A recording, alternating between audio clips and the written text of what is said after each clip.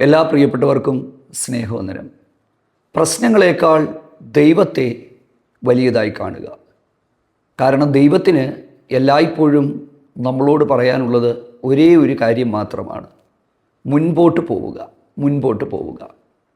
ബൈബിളിലെ 3 സംഭവങ്ങൾ, ആ സംഭവങ്ങളിൽ പ്രശ്നങ്ങളെക്കാൾ ദൈവത്തെ വലുതായി കണ്ട 3 സാഹചര്യങ്ങൾ.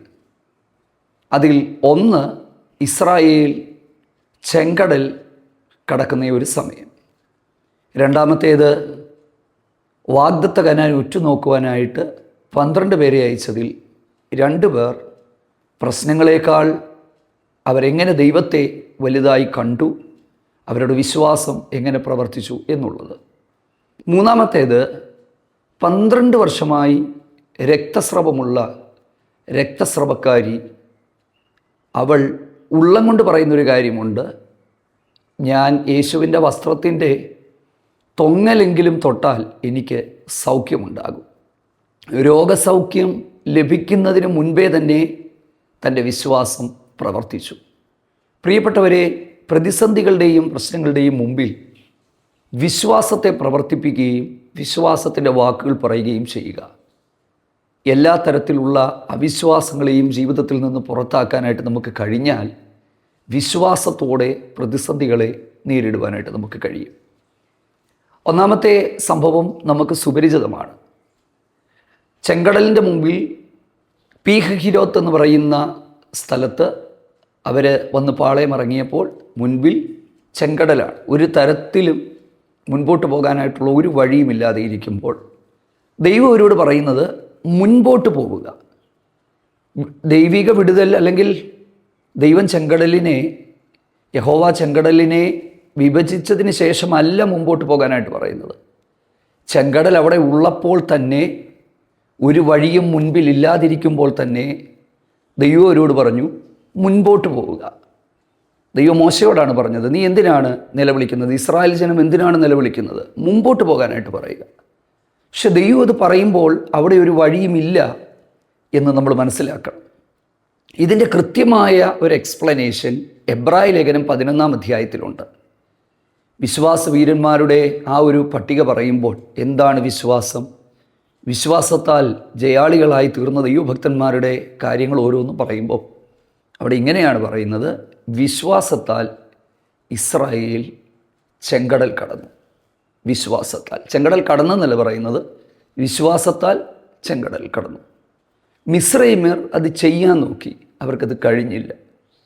അപ്പോൾ ചെങ്കടലിലേക്കുള്ള ആ ഒരു യാത്ര വിശ്വാസത്താലായിരുന്നു. കേട്ട ദൈവശബ്ദവും വിശ്വാസവും ഒരുമിച്ച് പ്രവർത്തിച്ചപ്പോൾ അസാധ്യമെന്ന് കരുതിയിരുന്ന കാര്യങ്ങൾ, പ്രിയപ്പെട്ടവരെ, ദൈവം അവരുടെ മുമ്പിൽ സാധ്യമാക്കി തീർത്തു. എന്നോട് നിങ്ങളോടും ജീവിതത്തിൻ്റെ പ്രതിസന്ധികളിൽ ദൈവത്തിന് പറയാനുള്ള ഒരൊറ്റ കാര്യമാണ്: മുമ്പോട്ട് പോവുക. വെച്ച കാല് പിന്നിലേക്ക് വെക്കാനായിട്ട് പാടില്ല. എല്ലാ കാലത്തും പിശാചിൻ്റെ ഏറ്റവും വലിയ തന്ത്രങ്ങളിലൊന്ന്, അല്ലെങ്കിൽ ബൈബിൾ പഠിക്കുമ്പോൾ അവിശ്വാസത്തിൻ്റെ അടയാളങ്ങളിലൊന്ന്, പിന്നിലേക്ക് തിരിഞ്ഞു നോക്കുക, പിന്നിലേക്ക് പോവുക എന്നുള്ളതാണ്. സംഖ്യാപുസ്തകം 11-ാം അധ്യായത്തിൽ കനാൻ ദേശം ഒറ്റുനോക്കാൻ പോയിട്ട് വന്നവരിൽ 12 പേരിൽ 10 പേര് ഞങ്ങൾ വെട്ടിക്കിളെ പോലെ തോന്നി എന്നൊക്കെ പറഞ്ഞപ്പോൾ അവർ പിന്നീട് ചെയ്തത്, അവരൊരു തലവനെ നിശ്ചയിച്ച് പിന്നിലേക്ക് പോകാനായിട്ട് ശ്രമിച്ചു എന്നാണ് എഴുതിയിരിക്കുന്നത്. ഒരു കാര്യം ശ്രദ്ധിക്കണം: കലപ്പയ്ക്ക് കൈവച്ച ശേഷം തിരിഞ്ഞു നോക്കുന്നവൻ ദൈവരാജ്യത്തിന് കൊള്ളാവുന്നവനല്ല. നമ്മുടെ വിശ്വാസത്തിൻ്റെ യാത്രകൾ, അത് പ്രതിസന്ധികളാകട്ടെ, പ്രശ്നങ്ങളാകട്ടെ, എന്തുമായിക്കൊള്ളട്ടെ, അവിടെയെല്ലാം ദൈവം നമ്മെക്കുറിച്ച് ആഗ്രഹിക്കുന്നത് നാം മുന്നിലേക്ക് പോവുക എന്നുള്ളതാണ്. മുന്നിലേക്ക് പോവുക. അപ്പോൾ നമ്മുടെ പ്രശ്നങ്ങളിൽ, നമ്മുടെ പ്രതിസന്ധികളിൽ നമ്മളെ പ്രശ്നത്തെ വലുതായി കാണാതെ, മാനുഷികമായിട്ടുള്ള നിലയിൽ ഇതൊക്കെ സർവ്വസാധാരണമാണ്. മനുഷ്യരല്ലേ, നമ്മൾ ചില സമയങ്ങളിൽ നമ്മുടെ പ്രശ്നങ്ങളെ കണ്ട് നമ്മൾ പകച്ചു നിൽക്കുന്നവരാണ്, വേദനകളിൽ തളർന്നു പോകാൻ സാധ്യതയുള്ളവരാണ്. പക്ഷെ ദൈവത്തിൻ്റെ വാക്ക് നമുക്ക് പ്രചോദനം തരുന്നതാണ്. വിളിച്ചിറക്കിയ ദൈവം ഒരിക്കലും വഴിയിൽ വെച്ച് നശിക്കുവാനോ അതേ വന്ന വഴിയിൽ തിരിച്ചു പോകാനുമല്ല, മുന്നിലേക്ക് പോവുക. എന്നെ ഏറ്റവും അധികം ചിന്തിപ്പിച്ചൊരു കാര്യം മുന്നിലേക്ക് പോവുക എന്നുള്ളതാണ്. അവിടെ നമ്മൾ ശ്രദ്ധിക്കേണ്ടുന്ന ഒരു കാര്യമെന്ന് പറയുന്നത്, ജനം നിലവിളിക്കാനായിട്ട് തുടങ്ങി. മോശയ്ക്കും ദൈവത്തിനുമെതിരെയാണ് അവർ സംസാരിച്ചത്. എന്തിനാണ് ഞങ്ങളെ ഇവിടേക്ക് കൊണ്ടുവന്നത്? മിസ്രയീമിൽ ശവക്കുഴിയില്ലാഞ്ഞിട്ടാണോ? കാരണം തൊട്ടു മുൻപിൽ ഭയങ്കരമായ ചെങ്കടൽ, ഫറവോന്യം സൈന്യവും തൊട്ടടുത്തെത്തി നിൽക്കുന്നു. അങ്ങനെ ഒരു സാഹചര്യത്തിൽ ദൈവത്തെ വലുതായി കാണാൻ അത്ര വിശ്വാസമുള്ളവർക്കേ കഴിയുള്ളൂ. പക്ഷെ അവിടെ അവരുടെ അവിശ്വാസമാണ് പ്രവർത്തിച്ചത്. അല്ലെങ്കിൽ വിളിച്ചത് ആരാണെന്നുള്ള ബോധ്യമില്ലാതെ, എന്തിനാണ് ദൈവം വിളിച്ചിറക്കിക്കൊണ്ടുവന്നു എന്നുള്ള ആ ഒരു ചിന്തയില്ലാതെ അവർ മറ്റു പലതിലേക്കും പോയപ്പോൾ ദൈവം അവരോട് പറയുകയാണ്, മുന്നിലേക്ക് പോകുക. ഈ തിരുവചന സന്ദേശത്തിലും വചനത്തിൽ ആശ്രയിക്കുമ്പോൾ ദൈവത്തിന് നമ്മളോട് പറയാനായിട്ടുള്ള ഒരേ ഒരു കാര്യം മുൻപോട്ട് പോകുക എന്നുള്ളതാണ്. എന്തുമായിക്കൊള്ളട്ടെ, അവിടെ ഒരു വഴി നമ്മൾ കാണുന്നില്ല. ഇതിനു മുമ്പ് അങ്ങനെ ഒരു സാഹചര്യത്തിൽ എത്തിയിട്ടില്ല. നമ്മളും ഓരോ ദിവസവും ഓരോ തരത്തിലുള്ള പ്രശ്നങ്ങളെ അഭിമുഖീകരിക്കുന്നവരാണ്. ഇന്നലത്തെ പ്രശ്നങ്ങളല്ല ഇന്നത്തെ പ്രശ്നങ്ങൾ, എൻ്റെ പ്രശ്നങ്ങളല്ല, നിങ്ങൾ ഓരോരുത്തരുടെ പ്രശ്നങ്ങൾ. പക്ഷേ സാഹചര്യങ്ങൾ ഏതുമായിക്കൊള്ളട്ടെ, അതിൻ്റെ അകത്ത് ദൈവത്തിനൊരു പുതുവഴി ഉണ്ട് എന്ന് നമ്മൾ വിശ്വസിക്കാനായിട്ട് തയ്യാറാകുക. ദൈവം നമുക്ക് വേണ്ടി അത് ചെയ്തു തരും. നമുക്ക് വേണ്ടി സകലതും സാധ്യമാക്കി തരുന്ന ദൈവമാണ്. അവിടെ അവിശ്വാസത്തിൻ്റെ വാക്കുകൾ പറയാതിരിക്കുക, വിശ്വാസത്തിൻ്റെ വാക്കുകൾ പറയുക. ദൈവം നടത്തുമെന്നും ദൈവം സഹായിക്കുമെന്നും ദൈവം ഈ പ്രശ്നത്തെ തരണം ചെയ്യാൻ കൃപ തരുമെന്നും ദൈവം എന്നോട് കൂടെയുണ്ടെന്നും നമ്മൾ വിശ്വസിക്കാനായിട്ട് തയ്യാറാകുക. മോശയോട് ദൈവം പറഞ്ഞു, ജനത്തോട് മുമ്പോട്ട് പോകാനായിട്ട് പറയുക. മോശയും ഒരുപക്ഷെ പകച്ചു പോയിരിക്കും. കാരണം ഇങ്ങനെ ഒരു സാഹചര്യത്തെ ആ ദൈവമനുഷ്യനും അഭിമുഖീകരിച്ചിട്ടുണ്ടാകില്ലല്ലോ. പക്ഷെ ദൈവം പറഞ്ഞു, നിൻ്റെ വടി ചെങ്കടലിന് നേരെ നീട്ടുക. മോശയുടെ കരത്തിങ്കിൽ യഹോവയുടെ അദൃശ്യകരം ഇറങ്ങിച്ചെന്നു എന്ന് തന്നെ നമുക്ക് മനസ്സിലാക്കണം. ശക്തിയേറിയ ഒരു കിഴക്കൻ കാറ്റ് ദൈവം അടുപ്പിച്ച് ചില സമയത്തിനുള്ളിൽ ഉണങ്ങിയ നിലത്തിലൂടെ കടന്നു പോകുവാൻ തക്കവണ്ണമുള്ള സാഹചര്യങ്ങൾ ദൈവം അവർക്ക് വേണ്ടി ഒരുക്കി. അവരെ അക്കരെ കടത്തി. നമ്മൾ തിരിഞ്ഞു നോക്കുമ്പോൾ, നമ്മുടെ ജീവിതത്തിലേക്ക് തിരിഞ്ഞു നോക്കുമ്പോൾ ദൈവം നടത്തിയ വഴികൾ എത്ര അത്ഭുതകരമായിരുന്നു എന്ന് നമ്മളൊന്ന് ചിന്തിക്കുന്നത് നല്ലതാണ്. ദൈവത്തിൻ്റെ വഴികൾ എല്ലാ കാലത്തും വ്യത്യസ്തമാണ്, അത്ഭുതകരമാണ്, നമ്മുടെ ചിന്തകൾക്ക് അതീതമാണ്. രണ്ടാമത്തെ സംഭവം സംഖ്യാപുസ്തകം 11 കനാൻ ദേശം ഒറ്റുനോക്കാനായിട്ട് പോകുന്ന 12 പേരാണ്. നമ്മൾ ആ ഭാഗമൊന്ന് ശ്രദ്ധിച്ച് പഠിച്ച് മനസ്സിലാക്കുന്നത് നല്ലതാണ്. ഞാൻ സാധാരണ പറയുന്നത് പോലെ നമ്മുടെ വാക്കുകൾക്ക് വളരെ ശക്തിയുണ്ട് പ്രിയപ്പെട്ടവർ. നമ്മൾ ചിന്തിക്കുന്നത് പോലെയല്ല, നമ്മുടെ നാവിനും നമ്മുടെ വാക്കുകൾക്കും അസാധാരണമായ ശക്തിയുണ്ട്. നമ്മൾ വെറുതെ ഉപയോഗിക്കാനുള്ളതല്ല നമ്മുടെ വാക്കുകൾ. അതിലൂടെയൊക്കെ ദൈവനാമം മഹിമപ്പെടുവാനിടയായിത്തീരണം. നമ്മുടെ അധരങ്ങൾ ദൈവരാജ്യത്തിൻ്റെ വിസ്തൃതിക്ക് പ്രയോജനമുള്ളതായി തീരട്ടെ. കനാൻ ദേശം ഉറ്റുനോക്കുവാനായിട്ട് 12 പേര് പോയി. ഞാൻ ആ ഭാഗം വായിച്ചപ്പോൾ ഒരു പരീക്ഷണമായിരുന്നോ ഇതെന്ന് എനിക്കൊരു സംശയമുണ്ട്. കാരണം ദൈവത്തിന് എല്ലാ കാര്യവും നന്നായിട്ടറിയും. ആ 7-8 കൂട്ടം ജാതികൾ അവരുടെ സ്വഭാവം എന്താണെന്നും അവരുടെ സൈനിക ബലം എന്താണെന്നും ഇസ്രായേലിന് ഏത് തരത്തിൽ അവരെ കീഴടക്കാൻ പറ്റുമെന്നും എല്ലാ കാര്യവും നന്നായി അറിയാവുന്ന ത്രികാലജ്ഞാനിയായ സർവജ്ഞാനിയായ ദൈവത്തിന് 12 പേരെ അയക്കേണ്ട കാര്യമൊന്നുമില്ല. സകലതും ദൈവത്തിന് നന്നായി അറിയും. പക്ഷെ എന്തിനാണ് ദൈവം 12 പേരെ അയക്കാനായിട്ട് മോശയോട് പറയുന്നത്? ചില സമയങ്ങളിൽ ചില വിഷയങ്ങളെ നമ്മുടെ മുമ്പിലേക്ക് ദൈവം കൊണ്ടുവരുന്നത് അവിടെ നമ്മുടെ പ്രതികരണം എന്താണെന്ന് നമ്മൾ പരസ്യമായി വെളിപ്പെടുത്താനായിട്ടാണ്. പല സമയങ്ങളിലും നമുക്ക് ചില അവസരങ്ങളെ ദൈവം നമ്മുടെ മുമ്പിലേക്ക് വെച്ച് തരാറുണ്ട്. അവിടെ ഞാനും നിങ്ങളുമൊക്കെ എങ്ങനെ പ്രവർത്തിക്കുന്നു എന്നുള്ളതാണ്. 10 പേര് തിരിച്ചു വന്നു. അവർ പറഞ്ഞ കാര്യങ്ങളെല്ലാം സത്യമാണ്. കനാന്യർ അവർ പാർക്കുന്നു, ഇരുമ്പ് രഥങ്ങളുണ്ട്, വലിയ പട്ടണങ്ങളാണ്, അവർ വളരെ ഉയരമുള്ളവരാണ്, ഞങ്ങൾ അവരുടെ മുമ്പിൽ വെട്ടിക്കിളികളെ പോലെ തോന്നി എന്ന് പറഞ്ഞുകൊണ്ട് വിളിച്ചിറക്കിയ ദൈവം ആരാണെന്നോ തങ്ങൾ ആരാണെന്നോ ബോധ്യമില്ലാതെ ആ പ്രശ്നത്തെ മാത്രം ഉയർത്തി കാണിച്ചപ്പോൾ ആ പ്രശ്നങ്ങൾ, എൻ്റെ പ്രിയപ്പെട്ടവരെ, ചിലരുടെ വാക്ക് അർബുദവ്യാധി പോലെ ഒക്കെ കാർന്നു തിന്നുമെന്ന് പറഞ്ഞതുപോലെ 10 പേര് ജനലക്ഷങ്ങളുടെ ഹൃദയത്തെ കത്തിച്ചു കളഞ്ഞു, ഉരുക്കിക്കളഞ്ഞു. ജനം മൊത്തം അന്ന് രാത്രി കരയാൻ തുടങ്ങി. കരയുക എന്ന് മാത്രമല്ല, വിശ്വാസത്തിൻ്റെ വാക്കുകൾ പറഞ്ഞവരെ കല്ലെറിഞ്ഞു കൊല്ലണമെന്ന് പറഞ്ഞു. ദൈവത്തിന് സ്തോത്രം.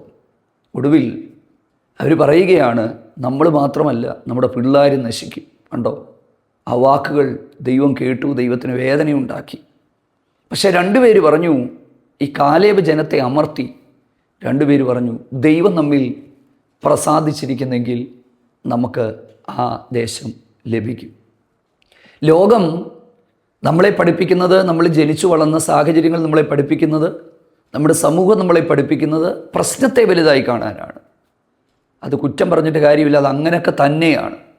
പക്ഷേ വചനം നമ്മളെ പഠിപ്പിക്കുന്നത് പ്രശ്നത്തിൻ്റെ അപ്പുറത്ത് ദൈവത്തെ വലുതായി കാണുക എന്നുള്ളതാണ്. രണ്ടുപേരൊന്നും കണ്ടിട്ടല്ല അവർ പറഞ്ഞത്. അവർ പറഞ്ഞൊരു കാര്യം, ദൈവത്തിന് നമ്മിൽ പ്രസാദമുണ്ടെങ്കിൽ നമുക്ക് ആ നാട് കൈവശമാക്കാനായിട്ട് പറ്റും. നമ്മളും പറയേണ്ടത് അതാ. ദൈവം നമുക്ക് വേണ്ടി പ്രവർത്തിക്കും. കാരണം വിളിച്ചിറക്കി കൊണ്ടുവന്നത് ദൈവമാണ്. ഇവിടെ നശിപ്പിക്കാനും തള്ളിയിട്ട് കൊല്ലാനും ഒന്നും അല്ല ദൈവം കൊണ്ടുവന്നത്. ആമേൻ. പ്രശ്നങ്ങൾ, പ്രതിസന്ധികൾ ഇല്ലെന്നുള്ളതല്ല അവരുടെ വിശ്വാസത്തിൻ്റെ വാക്കുകൾ. ആ വാക്കുകൾ, ആ വാഗ്ദത്തങ്ങളെ കൈവശമാക്കാൻ തക്കവണ്ണം അവർക്ക് കരുത്തു പകർന്നു. ദൈവം ആ വാക്കുകളെ ആദരിച്ചു, മാനിച്ചു. പ്രവാചകനായ മലാഖിയുടെ പുസ്തകത്തിൽ തന്നെ നമ്മൾ വായിക്കുന്നത്, നിങ്ങളുടെ വാക്കുകളാൽ നിങ്ങൾ എന്നെ മുഷിപ്പിക്കുന്നു എന്നുള്ളതാണ്. ദൈവത്തിന് സ്തോത്രം. ചോദ്യങ്ങളിലൂടെ ദൈവത്തെ മുഷിപ്പിക്കുകയാണ്. യഹോവയ്ക്ക് ശുശ്രൂഷ ചെയ്യുന്നത് നല്ലതാണോ, അങ്ങനെയാണോ, ഇങ്ങനെയാണോ? പല സമയത്തും നമ്മൾ പോലും അറിയാതെ നമ്മൾ പറയുന്ന വാക്കുകൾ ദൈവപ്രവർത്തികളെ തന്നെ ഇല്ലാതാക്കി കളയുന്നതാണെന്ന് നമ്മൾ മനസ്സിലാക്കണം. വിശ്വാസത്തിൻ്റെ വാക്കുകൾ പറയുക, ദൈവത്തെ വലുതായി കാണുക. ഏറ്റവും ഒടുവിൽ രക്തസ്രവക്കാരിയായ സ്ത്രീയാണ്. സുപരിചിതമായ സംഭവമാണല്ലോ അത്. 12 സംവത്സരമായിട്ട് രക്തസ്രവമുള്ള, ശരീരത്തിലും മനസ്സുകൊണ്ടിലുമെല്ലാം തളർന്നവർ. അവൾ 2 കാര്യങ്ങളാണ് എന്നെ അവിടെ ചിന്തിപ്പിച്ചത്. ഒന്ന്, തൊട്ട് സൗഖ്യമാകുന്നതിന് മുമ്പ് അവൾ ഉള്ളത്തിൽ പറഞ്ഞൊരു കാര്യമുണ്ട്, ആ വസ്ത്രത്തിൻ്റെ തൊങ്ങലെങ്കിലും ഞാൻ തൊട്ടാൽ എനിക്ക് സൗഖ്യമുണ്ടാകും. ഉള്ളം കൊണ്ട് പറഞ്ഞെന്നാണ്. വിശ്വാസത്തിൻ്റെ പ്രവൃത്തി ഉണ്ടാകുന്നതിന് മുമ്പ് വിശ്വാസം ഉള്ളിലുണ്ടാകണം. ഉള്ളിൽ അവൾ പറഞ്ഞു എന്നാണ് എഴുതിയിരിക്കുന്നത്. കണ്ടോ, എന്ത് കാര്യവും നമ്മുടെ ഹൃദയത്തിൻ്റെ ഉള്ളിൽ ആരംഭിക്കണം. വിശ്വാസം നമ്മുടെ ഹൃദയത്തിൻ്റെ ഉള്ളിലുണ്ടാകട്ടെ. അവൾ പറയുകയാണ്, ഉള്ളം കൊണ്ട് അവൾ പറഞ്ഞു എന്നുള്ളതാണ്. 2, ഉള്ളത്തിലെ അവളുടെ വിശ്വാസം പ്രവൃത്തിയായി മാറി. മുന്നിലൂടെ പോകാൻ അവൾക്ക് ബുദ്ധിമുട്ടാണ്. അതുകൊണ്ട് പിന്നിലൂടെ പോയി എന്നാണ് എഴുതിയിരിക്കുന്നത്. പിന്നിലൂടെ പോയി യേശുവിൻ്റെ വസ്ത്രത്തിൻ്റെ തൊങ്ങലിൽ അവൾ തൊടുകയാണ്. ഉടനെ സംഭവിച്ചത് നമുക്കറിയാം, ആ വസ്ത്രത്തിൽ നിന്ന് ശക്തി പുറപ്പെട്ടു. ഇങ്ങനെയൊക്കെ വിശ്വാസത്തോടെ ദൈവിക വിടുതലുകൾ ഏറ്റെടുത്ത ഒരുപാട് ആളുകളുണ്ട്. നമുക്കും അതിന് കഴിയട്ടെ. ആ സമയത്ത് ഒരുപാട് രോഗികളുണ്ട്, അല്ലെങ്കിൽ ഒരുപാട് മാറാവ്യാധികളാൽ പ്രയാസപ്പെട്ട പലരും ഉണ്ടല്ലോ. പക്ഷെ അവർക്കൊന്നും കിട്ടാത്ത സൗഖ്യം ഇവൾക്ക് എങ്ങനെ കിട്ടി? വിശ്വാസത്തോടെ ഉള്ള ആ ഒരു ചുവടുവെപ്പ്. ആ ഭാഗം വായിക്കുമ്പോൾ നമുക്ക് മനസ്സിലാകുന്നത്, കർത്താവ് പോലും അത്ഭുതപ്പെട്ടു പോയി. എന്നിൽ നിന്ന് ശക്തി, എന്നെ തൊട്ടതാരാണ്? എന്നിൽ നിന്ന് ശക്തി പുറപ്പെട്ടിരിക്കുന്നു എന്നുള്ളതാണ്. കാരണം ആ സ്ത്രീ ശരീരത്തിൽ ബലഹീനയെങ്കിലും അവളുടെ മനസ്സിൻ്റെ ഉള്ളിലെ ആ ഒരു വിശ്വാസത്താൽ അവൾ ആ ദൈവിക രോഗശാന്തിയെ നേടിയെടുക്കാനായിട്ട് ഇടയായി തീർന്നു. എൻ്റെ പ്രിയപ്പെട്ടവരെ, ഇങ്ങനെയൊക്കെ ദൈവത്തിൽ നിന്ന് പ്രാപിക്കാനായിട്ട് കഴിയുന്ന ചില വിടുതലുകളുണ്ട്. സാഹചര്യങ്ങൾ പ്രതികൂലമായിരിക്കും. കൈപിടിച്ച് നടത്താനും കൊണ്ടുപോകാനും ആരുമുണ്ടായില്ല എന്ന് വരും. ഇസ്രായേൽ സൊസൈറ്റിയിൽ ഒരു ഗുരു പോകുമ്പോൾ ഇങ്ങനെയുള്ള ഒരു സ്ത്രീക്ക് നേരെ മുൻപിൽ നിന്നാൽ സമൂഹം ഒരിക്കലും അവളെ യേശുവിൻ്റെ അരികിലേക്ക് എത്താൻ സമ്മതിക്കില്ല. കാരണം ഒരുപക്ഷെ അവൾ രോഗിയാണെന്നുള്ളത് എല്ലാവർക്കും അറിയാമായിരിക്കും. കാരണം ഒരുപാട് വർഷങ്ങൾ കൊണ്ട് അവൾ അങ്ങനെ ആയിത്തീർന്നവളാണ്. ഒരുപാട് വൈദ്യന്മാർ അവളെ ചികിത്സിച്ചിട്ടുണ്ട്. ഒട്ടും ഭേദം വന്നിട്ടില്ലെന്നാണ് ബൈബിൾ പറയുന്നത്. അപ്പം അങ്ങനെയുള്ള അശുദ്ധയെന്ന് വീട്ടുകാരും നാട്ടുകാരും എല്ലാം മുദ്ര കുത്തിയവൾ. പക്ഷെ അതൊന്നും കണക്കാക്കാതെ അവൾ തീരുമാനിച്ചു, എന്തായാലും ഞാനൊന്ന് പോയി പിടിക്കാൻ പോവുകയാണ്, ആ വസ്ത്രത്തിൽ തൊടാൻ പോവുകയാണ്, എനിക്ക് സൗഖ്യം ഉണ്ടാകും. ഇങ്ങനെയൊക്കെ പ്രശ്നങ്ങളിൽ വിശ്വാസത്തിൻ്റെ ആ ഒരു തലം പ്രവർത്തിച്ച ആളുകളുണ്ട്. ആ ഒരു വിശ്വാസത്തിൻ്റെ തലത്തിലൂടെ അത്ഭുതത്തിൻ്റെ പ്രവൃത്തികളെ അവർ കാണുകയും അനുഭവിക്കുകയും ചെയ്തു. സാഹചര്യങ്ങളെല്ലാം നമ്മുടെ മുമ്പിൽ അനുകൂലമാകണമെന്ന് നിർബന്ധമൊന്നുമില്ല. പക്ഷേ ഏത് സാഹചര്യത്തെ മാറ്റാൻ ദൈവത്തിന് കഴിയും. ദൈവത്തിലെ ആശ്രയിക്കുക, വിശ്വാസത്തോടെ പ്രവർത്തിക്കുക. പ്രതിസന്ധികളെ വലുതായി കാണാതെ, പ്രതിസന്ധികൾ വലുതാകാം, പക്ഷെ വലുതായി കാണാതെ ദൈവത്തെ വലുതായി കാണാനായിട്ട് ശ്രമിക്കുക. ബൈബിളിലെ ഒരുപാട് സംഭവങ്ങൾ നമുക്കിങ്ങനെ കാണാനായിട്ട് പറ്റും. ശരിക്കും ബൈബിൾ മുഴുവനും ഇതൊക്കെ തന്നെയാണ്. പിതാക്കന്മാരുടെ കാലത്ത് അവരൊക്കെ വിശ്വാസത്തിൻ്റെ യാത്രകൾ ആരംഭിച്ചപ്പോൾ ഒന്നും കണ്ടിട്ടല്ല, പാട്ട് തന്നെയുണ്ട്, ഒന്നും കണ്ടിട്ടല്ല എൻ്റെ വിശ്വാസ ജീവിതം, എൻ്റെ ജീവിതം വിശ്വാസത്തിൻ്റെ കാൽച്ചുവട്ടിലത്രേ. അതെ, അതാണ് യഥാർത്ഥമായ വിശ്വാസം എന്ന് പറയുന്നത്. അതുകൊണ്ട് പ്രതിസന്ധികളേക്കാൾ ദൈവത്തെ വലുതായി കാണാനായിട്ട് നമുക്ക് കഴിയട്ടെ. കർത്താവ് നിങ്ങളെല്ലാവരെയും ധാരാളമായിട്ട് സഹായിക്കട്ടെ. God bless you.